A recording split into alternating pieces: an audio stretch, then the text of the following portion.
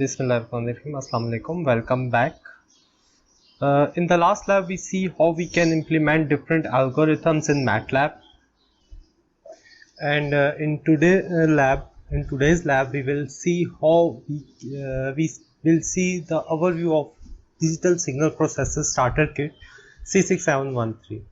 But before going into the depth of DSK C6713, we need to install the VMware software on our system so that we can run Windows XP in our we need Windows XP because the DSK C6713 supports driver and the software given with it, the Code Composer Studio, only runs in Windows XP.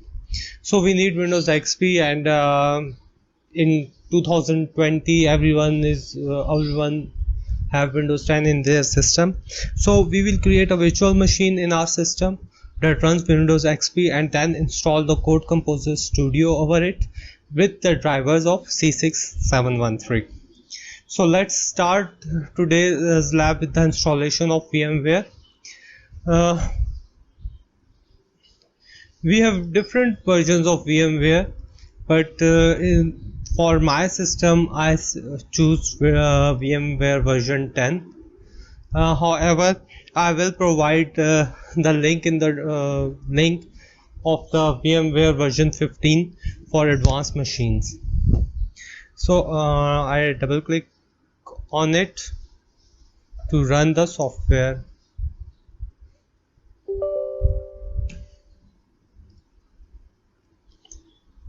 And here the installation process begins.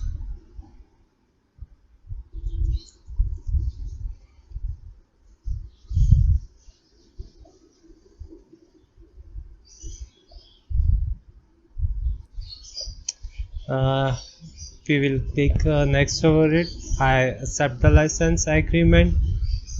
I will go with the typical installation, the folder where the system install the VMware.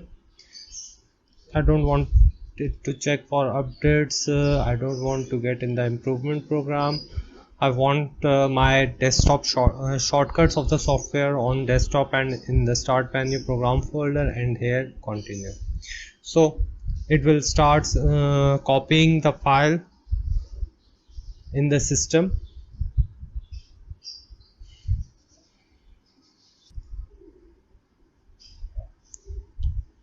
It is installing packages now.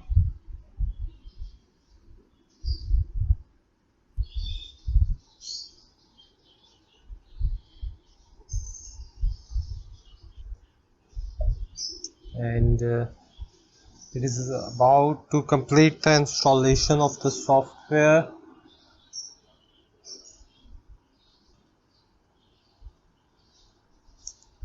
And here we have installation completed. After the installation, we have the license keys. We will copy the key from here and put it into the license option.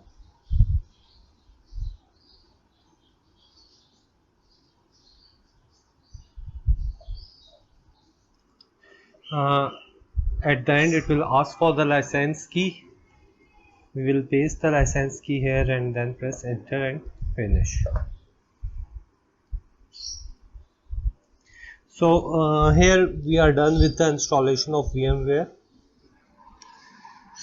हम लोगों को DSP C6713 पे अब काम करना start करना है. तो जो सॉफ्टवेयर DSP C6713 को सपोर्ट करता हुआ कोड कंपोजर स्टूडियो, और जो किट के साथ का सॉफ्टवेयर और ड्राइवर्स आए हैं वो सिर्फ विंडोज़ XP को सपोर्ट करते हैं.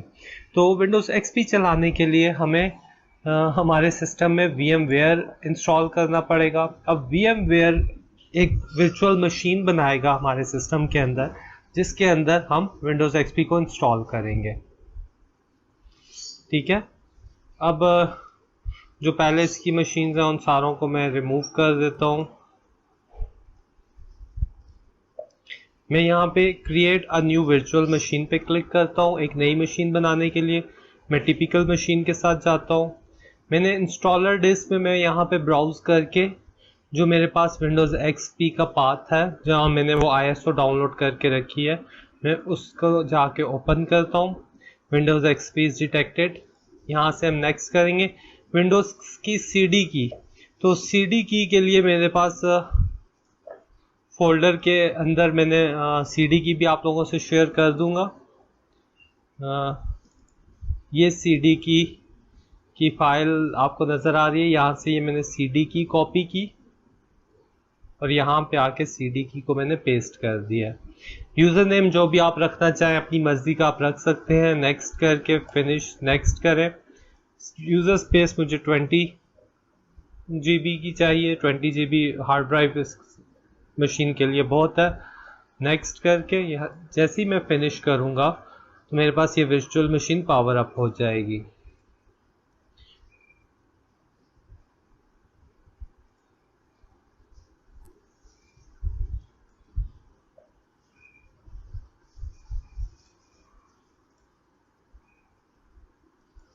मैं इसकी अपडेशन को कैंसिल क्लोज करता हूँ।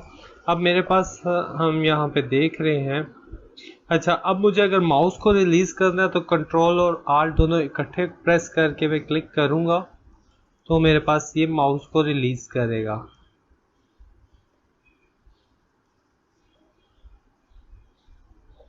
ठीक है, जिसको फुल स्क्रीन पे लेके जाना चाहते हैं फुल स्क्रीन पे ले जाएं। ये फुल स्क्रीन पे आ जाएगा। फुल स्क्रीन से हटाना चाहते हैं तो फुल स्क्रीन से आप हटा दें। विंडोज में रखना चाहते हैं या जिस तरह का भी आप व्यू आपको चाहिए। तो यहाँ पे अब मेरे पास ये विंडोज इंस्टॉलेशन शुरू हो गई है।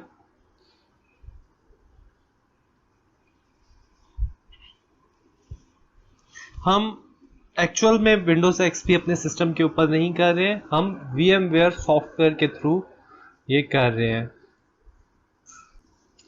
यहाँ पे फाइल्स कॉपी हो रही हैं। 89% हो गया। एक दफ़ा ये होने के बाद फिर हम आगे चलेंगे।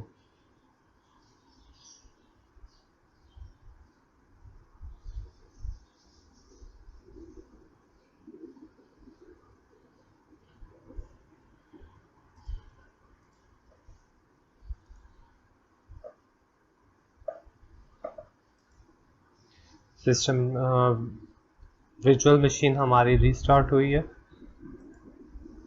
रीस्टार्ट होने के बाद अब आप देख रहे हैं कि विंडोज़ का सेटअप आगे जा रहा है।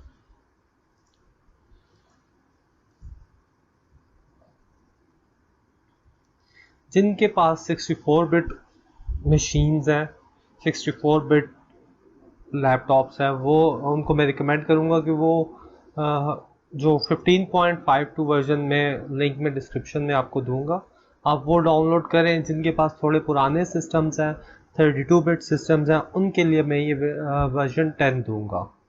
तो दोनों में काम एक जैसा ही होगा, कोई ज़्यादा फर्क नहीं है।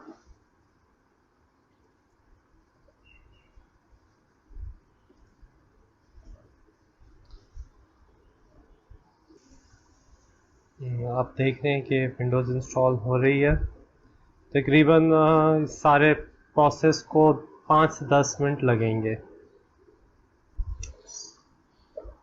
अब ये कॉपिंग फाइल्स कर रही है विंडोज़।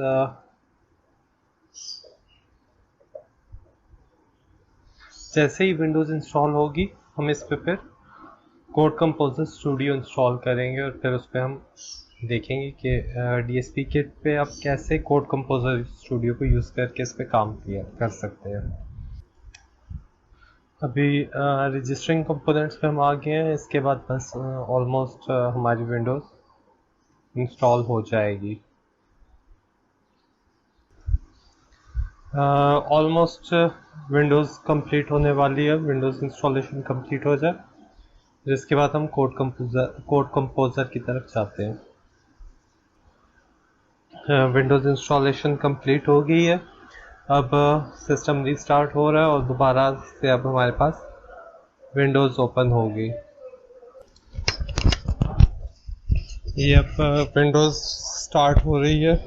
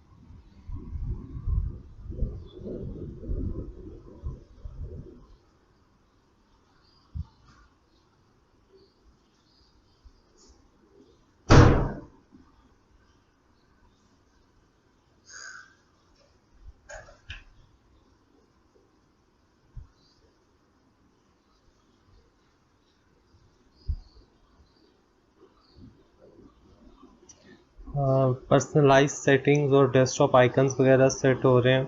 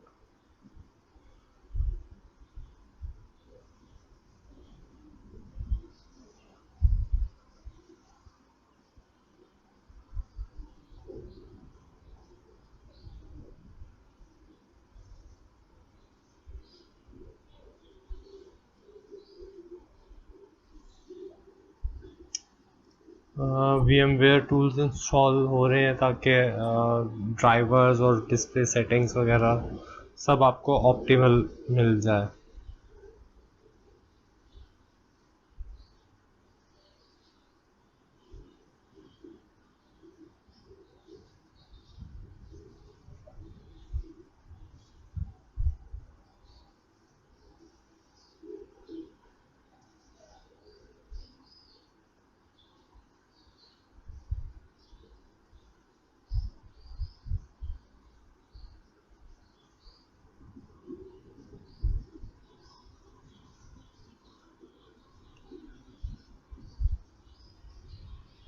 ओके, अब ये विंडोज़ इंस्टॉलेशन कंप्लीट हो गई है। अब हम इसमें कोड कंपोजर स्टूडियो इंस्टॉल करेंगे। ठीक है, अभी मैं माय कंप्यूटर ओपन करता हूँ तो मेरे पास सिर्फ एक ड्राइव शो हो रही होगी जो कि इसकी सी ड्राइव होगी। ठीक है, यहाँ पे आप देख सकते हैं ये इसमें सिर्फ एक ही सी ड्राइव शो हो रही है। मैं यहाँ से इसकी स्क्रीन रेजोल्यूशन भी चेंज कर सकता हूँ। ये मेरे पास सारा आ रहा है। प्रॉपर्टीज़ में जाएं, डेस्कटॉप सेटिंग में जाएं, 640 की जगह में जैसे मैंने स्क्रीन रेजोल्यूशन चेंज की मेरे पास स्क्रीन बड़ी हो गई है। ठीक है, लेकिन ये ज़्यादा बड़ी हो गई तो हम 800 बाय 600 पे करके देखते हैं। Properties setting 800 by 600। ठीक है, 800 बाय 600 हमारे पास सही आ रही है। अब इसमें देखिए सिर्फ एक सी ड्राइव है। ठीक है, मुझे अब मेरी हार्ड ड्राइव इसके अंदर एक्सेस करनी है तो वो मैं कैसे करूँगा। मेरे पास ये जो मशीन है इसमें मैं सेटिंग्स में जाऊँगा। ठीक है, यहाँ पे मैं एक ऐड कर रहा हूँ, ऐड पे गया, ऐड पे जाके मैंने यहाँ से हार्ड डिस्क पे क्लिक किया। ठीक है, मुझे जो भी हार्ड ड्राइव टाइप चाहिए, SCSI चाहिए, SATA चाहिए, वो मैंने कर दी। नेक्स्ट किया, create a new virtual disc, use a virtual disc और यूज अ फिजिकल डिस्क। तो मैं फिजिकल डिस्क यूज कर रहा हूँ। नेक्स्ट, फिजिकल ड्राइव 0 जो मेरे पास पड़ी है वो, या मुझे इंडिविजुअल पार्टीशंस चाहिए या पूरी डिस्क चाहिए, ये आपकी मर्जी। अगर आपको पूरी सारी C, D, E सारी चाहिए तो आपके पास सारी भी आ जाएंगी। अगर आपको एक चाहिए, पार्टीशन चाहिए, तो वो भी हो जाएगी। तो मैं फिलहाल इंटायर डिस्क करके फिनिश कर रहा हूँ। ठीक है, ओके करूँगा। इंटरनल एरर क्योंकि अभी ये सिस्टम स्टार्ट है, इसको पहले मुझे ऑफ करना पड़ेगा। इसको ऑफ करते हैं।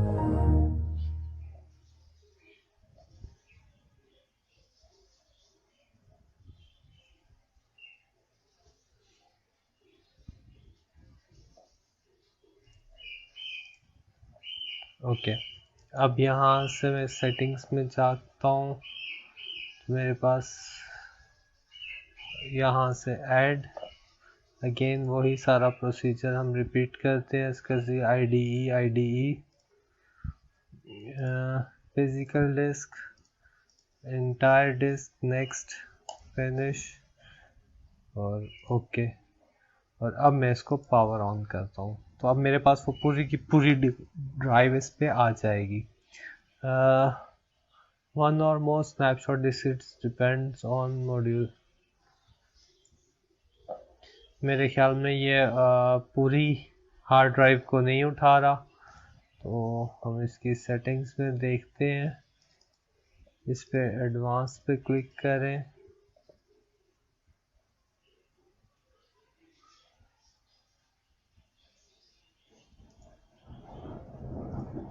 कैंसिल करें, इसको यहाँ से रिमूव करते हैं। फिर add hard disk ID,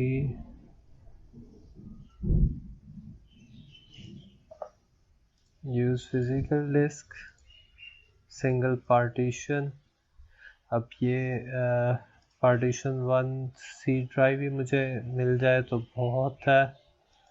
next, finish, okay, and then power on this virtual machine. I don't know कि ये क्यों इस तरह से पार्टीशन नहीं उठा रहा, इसको पार्टीशन वैसे उठानी चाहिए थी। एडवांस,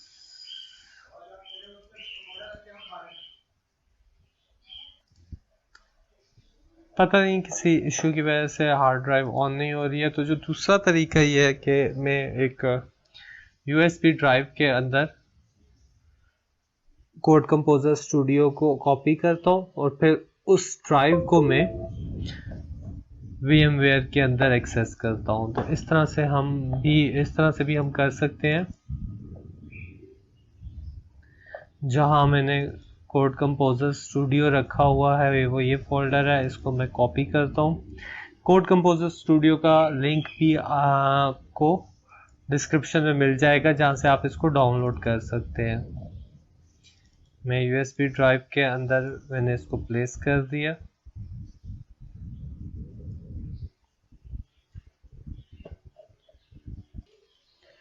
ठीक है, ये हमारे पास कोड कंपोजर स्टूडियो इस USB ड्राइव में कॉपी हो गया।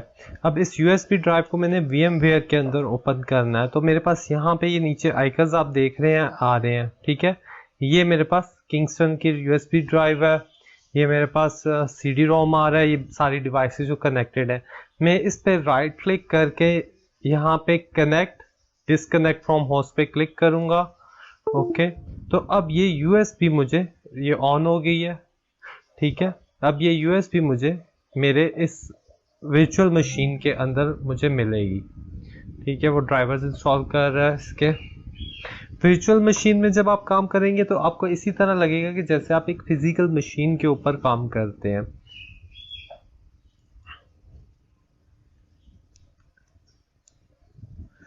जैसे ही इसके ड्राइवर्स इंस्टॉल होंगे तो मेरे पास यहाँ पे D ड्राइव में USB ड्राइव आ जाएगी।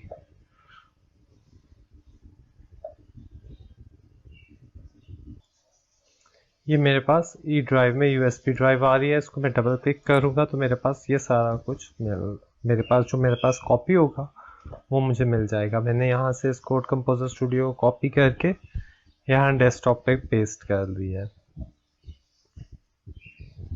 तो ये अब यूएसबी से इस वर्चुअल मशीन के अंदर कॉपी हो रहा है।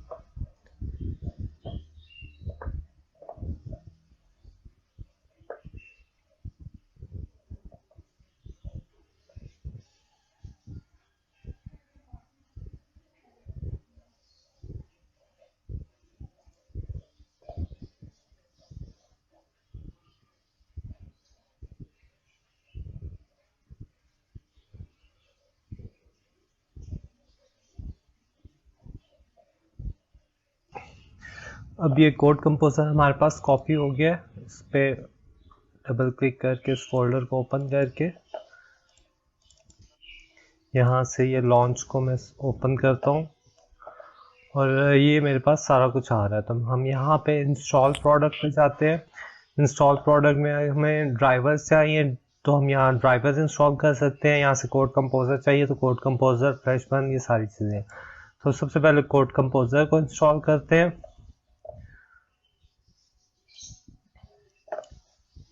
Okay, I accept the license agreement. Typical installation debugger या कस्टम इंस्टॉल में मैं ये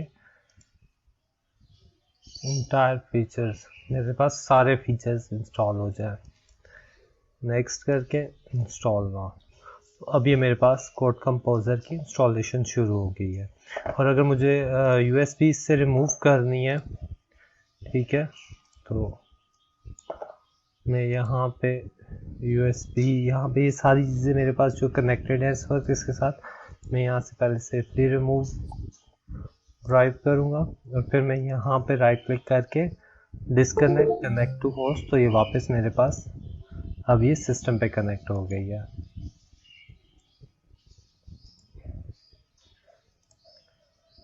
तो ये मैंने यूएसबी रिमूव कर ली।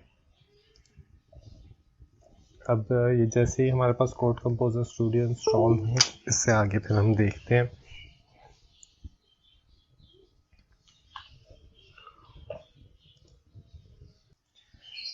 ये code composer studio version 3 has been successfully installed, finish. और अगर मुझे यहाँ से ड्राइवर करने हैं तो मैं C6713 के ड्राइवर्स भी इधर से इंस्टॉल कर सकता हूँ।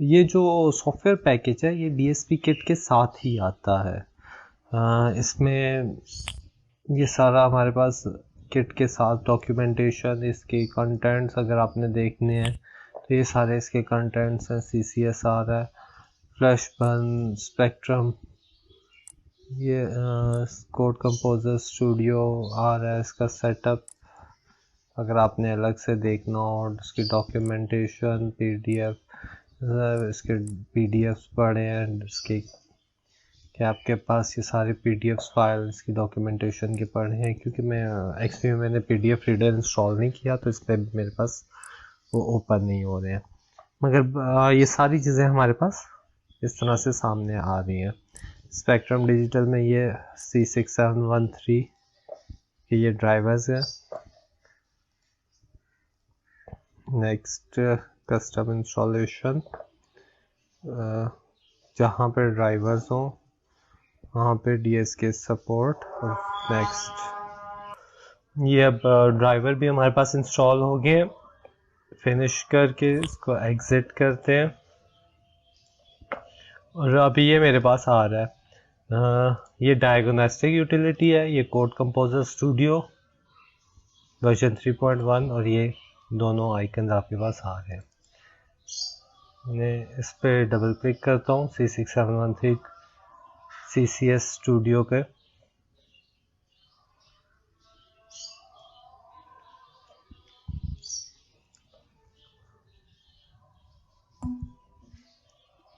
ठीक है, अभी किट हमारे पास साथ अटैच नहीं है तो मैं इसको इग्नोर करता हूँ ताकि किट के बगैर मेरे पास ये सॉफ्टवेयर ओपन हो जाए। तो ये मेरे पास कोड कंपोजर स्टूडियो है, कनेक्टेड नहीं है किट के साथ, तो इसलिए यहाँ पे अननोन आ रहा है। जब हम यहाँ पे किट कनेक्ट कर लेते हैं तो यहाँ पे मेरे पास कनेक्टेड लिखा आता है। नेक्स्ट अब हम इंशाल्लाह नेक्स्ट लैब में देखेंगे कि इस कोड कंपोजर स्टूडियो में हम एक प्रोजेक्ट कैसे बनाते हैं। मैं इसको अभी हम ओवरव्यू पे आते हैं कि overview of DSK C6713। Texas instrument ने digital signal starter kits introduce करवाई थी लो कॉस्ट डेवलपमेंट प्लेटफॉर्म से, ताकि हमारे पास रियल टाइम एप्लीकेशंस को हम लोग इस पे रन कर सकें। रियल टाइम एप्लीकेशंस के ऊपर हम एल्गोरिथम्स को चेक कर सकें, अपने एल्गोरिथम्स को चला सकें। तो एक स्मॉल सर्किट बोर्ड है, तो जो each comprises of a small circuit board containing a TMS C320 C6713 floating point digital signal processor और a fixed point digital signal processor 320 AIC23 analog interface circuit codec. हर kit के ऊपर हमारे पास एक floating point digital signal processor है जिसका number आपके पास TMS 320 C6713 है। ये वो डिजिटल प्रोसेसर है जो सारी हमारी इसके एल्गोरिथम की प्रोसेसिंग इस पे करता है। हमारे पास जो कोडेक है 320 AIC23 कोडेक है। ये कोडेक होस्ट से कनेक्ट करेगा। होस्ट मींस जो आपका सिस्टम है उससे कनेक्ट करेगा USB पोर्ट के थ्रू। ठीक है, PC software in the form of Google in the form of code composer studio provided.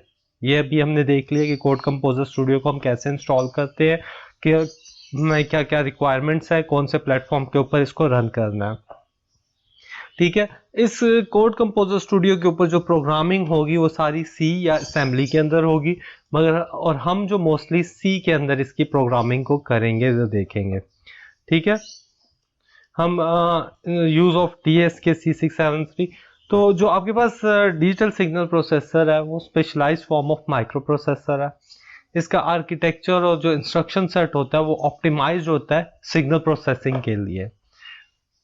C6X notation जो यूज हो रही है ये टेक्सास इंस्ट्रूमेंट की फैमिली को डिनोट कर रहा है कि ये किस फैमिली को बिलोंग कर रहा है। C600 ये फैमिली है 320, तो इस फैमिली का आपके पास प्रोसेसर है। ठीक है, C6713। इसके अलावा C6713 के अलावा भी और भी बहुत सारे प्रोसेसर्स अवेलेबल हैं। तो जो आर्किटेक्चर है वो आपके पास VLIW आर्किटेक्चर है। VLIW stands for very long instruction word architecture. ठीक है, C6 is considered to be the TI's most powerful processor family. तो ये जो C6X फैमिली है ये TI टेक्सास इंस्ट्रूमेंट की सबसे जो पावरफुल प्रोसेसर फैमिली को फैमिली कंसिडर की जाती है। Digital signal processors are used for a wide range of applications from communication to control to speech to image processing. Digital signal processors के ऊपर आप मल्टीपल काम कर सकते हैं, मल्टीपल फील्ड्स के काम हो सकते हैं। इस पे कम्युनिकेशन से, कंट्रोल से रिलेटेड, स्पीच से रिलेटेड या इमेज प्रोसेसिंग से रिलेटेड। ठीक है, ये प्रोसेसर आपके मोबाइल फोन्स में भी होते हैं, मोडेम्स में भी होते हैं, डिस्क ड्राइव्स में भी होते हैं, radios, printers, hearing aids, MP3 player. ये प्रोसेसर आपको बहुत इन प्रोसेसर्स की जो एप्लीकेशन है वो बहुत सारी हैं। इनमें आपको कई एम्बेडेड सिस्टम्स के अंदर आपको ये प्रोसेसर मिलेंगे। ठीक है, इलेक्ट्रिक मोटर ड्राइव्स वगैरह ये सारी चीज़ों के लिए आप इन प्रोसेसर्स को आप यूज़ कर सकते हो। They are easy to use, flexible and economical. तो जो ये कॉमन एप्लीकेशंस इन प्रोसेसर्स की जो है उनकी फ्रीक्वेंसी 0 to 96 किलोहर्ट्ज तक की सपोर्टेड है।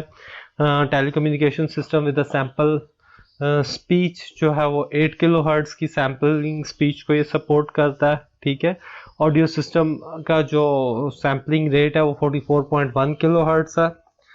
ठीक, और 48 किलोहर्ट्ज A to D के केस में है। Based on data logging boards इसके ऊपर हम मल्टीपल बोर्ड्स इसके साथ अटैच कर सकते हैं ताकि आप इसका सैम्पलिंग रेट बढ़ा भी सकते हैं। मल्टीपल बोर्ड्स इसके साथ अटैच हो जाते हैं।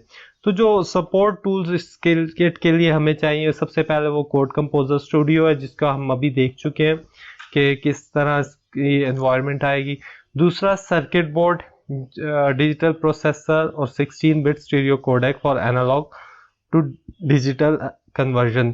तो ये जो सर्किट बोर्ड है ये आपको पैक में साथ आता है, इसी के ऊपर आपका प्रोसेसर लगा होता है। इसी सर्किट बोर्ड को हम सिस्टम के साथ कनेक्ट करके इसमें प्रोग्राम को डाउनलोड करते हैं और फिर इसको रन करते हैं।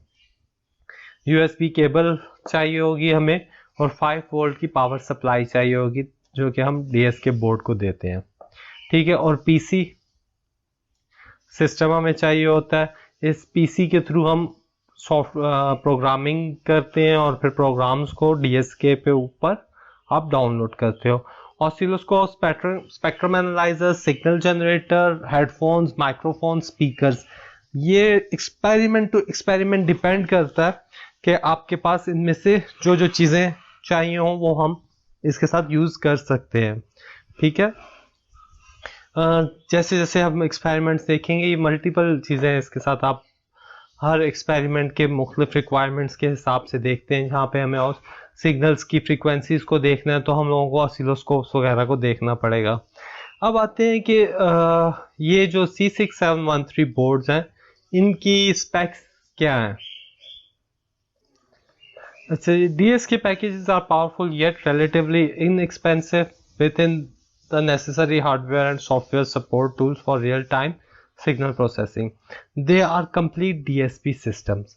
जो चीज़ें हमारे पास हैं वो सारी आपके पास एक कंप्लीट डीएसपी सिस्टम्स के अंदर जो रिक्वायर्ड है वो सारी आ जाती हैं। जो डीएस के बोर्ड है वो उसकी डायमेंशन 5x8 इंचेस है, ठीक है। इसके अंदर या तो 255 मेगाहर्ट्ज का C6713 floating point signal processor होगा या 1 गीगाहर्ट्ज का C6416 fix point digital signal processor होगा। ये जो बोर्ड है ये दोनों प्रोसेसर्स को सपोर्ट करता है, मगर अभी जो हमारे पास है वो C6713 floating point digital signal processor है। 16 बिट स्टीरियो कोडेक के साथ आता है, ठीक है। जो AIC23 इसके ऊपर आईसी लगी हुई होती है, एनालॉग ऑडियो की आईसी होती है जो कि A to D हमारी जो वॉइस है, स्पीच सिग्नल है, उसको A to D या और वापस D to A में कन्वर्ट करता है। सिग्मा डेल्टा टेक्नोलॉजी यूज होती है जो आपके पास एनालॉग टू डिजिटल कन्वर्जन के लिए 12 मेगाहर्ट्ज सिस्टम क्लॉक है। 8 to 96 किलो हर्ट्ज की आप सैम्पलिंग सेट कर सकते हैं और इसके अलावा इसके साथ डॉटर कॉर्ड एक्सपेंशन फैसिलिटी होती है कि आप उसमें इसको इसकी सैम्पलिंग अगर आपको ज़्यादा चाहिए तो आप और भी ज़्यादा डॉटर कार्ड्स के साथ कर सकते हैं।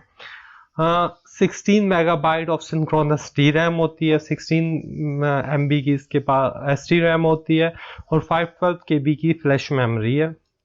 4 कनेक्टर्स बोर्ड के ऊपर 4 कनेक्टर हैं, input, output, mic in and microphone input.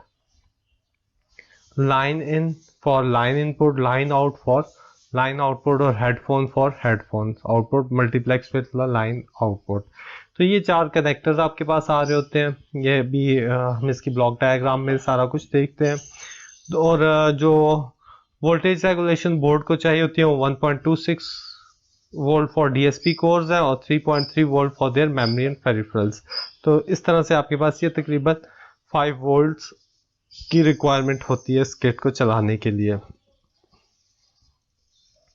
ये C6713 की मज़ीद आपको इंस्ट्रक्शंस मिल रही हैं, इसकी मज़ीद स्पेक्स आपको मिल जाएंगी कि 32 बिट एड्रेस मेमोरी है, 4 gigabit 2 sets of 32 bit general purpose registers हैं आपके पास, 32 बिट इंस्ट्रक्शन मेमोरी आपके पास आती है जो कि ऑलमोस्ट 4.44 नैनो पर सेकेंड के हिसाब से काम कर रही थी। ओवरऑल ये प्रोसेस, ये जो DS की आपके पास स्टार्टर किट है ये बहुत फास्ट है, बहुत अच्छी चलती है। ये आप हमारे पास डिजिटल बोर्ड की पिक्चर है। ये मेरे पास ये 4 कनेक्टर आ रहे हैं, 1 2 3 और ये 4। इन चारों कनेक्टर के साथ अगर आप होवर करें तो लिखा हुआ होगा माइक इन, हेडफोन्स इन और आउटपुट्स, और ये इस तरह से आपके पास आ रही हैं। यहाँ पे ये पावर के लिए कनेक्टर है, ये यूएसबी केबल के लिए कनेक्टर है। ये कुछ हमारे पास डिप स्विचेस हैं। इन डिप स्विचेस से हम देखते हैं, यहाँ पे ये लाइट्स है, ये रीसेट का स्विच है, और ये मेरे पास डॉटर कार्ड्स के लिए एक्सपेंशन स्लॉट्स लगी हुई होती हैं इसके ऊपर। ये हमारे पास C6713 DSP प्रोसेसर है। अगर मैं इसको ब्लॉक में देखूं, ब्लॉक डायग्राम में देखूं, तो ये माइक इन, लाइन आउट और हेडफोन आउट। यहाँ पे आपके पास इसके पीछे AIC23 है, यहाँ पे आपके पास C6713 है, ये मक्स लगे हुए हैं, ये JTAG केबल्स हैं, ये power, USB, JTAG, external JTAG, ये आपके पास डिप स्विचेस, LED, और ये सारे होस्ट पोर्ट्स वगैरह, ये सारी चीज़ें आपके पास इस किट के साथ आती हैं। कोड कंपोजर स्टूडियो का हम लोगों ने एक ब्रीफ देख लिया कि आप इसको कैसे इंस्टॉल करते हो। इसमें आपके पास सपोर्ट्स क्या है, कहाँ से, मैं लिंक्स आपको ये दे दूंगा। जो फाइल टाइप इसके कोड कंपोजर स्टूडियो के साथ आती हैं वो PJT आएगी, बिल्ड प्रोजेक्ट की, .c सोर्स फाइल होती है, ASM असेंबली सोर्स कोड होगा, .sa असेंबली सोर्स प्रोग्राम होती है, ठीक है, असेंबली प्रोग्राम फाइल ASM बनाने के लिए चाहिए होती है, .h हेडर फाइल्स हैं, लाइब्रेरी फाइल्स हैं, command files, that map sections to memory है, ऑब्जेक्ट फाइल्स हैं, आउट एग्जीक्यूटेबल फाइल है। ये आउट फाइल हम लोग C6713 के ऊपर डाउनलोड करेंगे, और CDB कॉन्फ़िगरेशन फाइल्स होती हैं BIOS के लिए। ये सारी फाइल्स आपको इसी कोड कंपोजर स्टूडियो के अंदर मिल जाएंगी। Quick test of the disk जब आप ऑन करते हो तो आप सिस्टम के साथ कनेक्ट करते हैं, ठीक है। हम CCS कोड कंपोजर स्टूडियो को स्क्रीन के साथ करेंगे, USB एनिमेशन प्रोसेस आएगा, ठीक है, वो प्रोसेस चलेगा। उस प्रोसेस के बाद आपके पास आ जाएगा कि आपके पास ये किट कनेक्टेड है। उसके बाद हम डीबग में जाते हैं और देखते हैं कि आपके पास ये टारगेट इज़ नाउ कनेक्टेड का मैसेज अपीयर हो रहा है या नहीं हो रहा। कुछ सेकंड के बाद आपके पास यहाँ राइट कॉर्नर पे, पहले मैंने आपको बताया था, वहाँ पे भी आ जाता है, और आप इस तरह जेल के ऑप्शन के अंदर चेक दिस क्विक टेस्ट से आप क्विक टेस्ट भी परफॉर्म कर सकते हो। तो ये स्विचेस को लाइट्स ऑन ऑफ करके डिप स्विचेस की हम लोग चेक कर लेते हैं।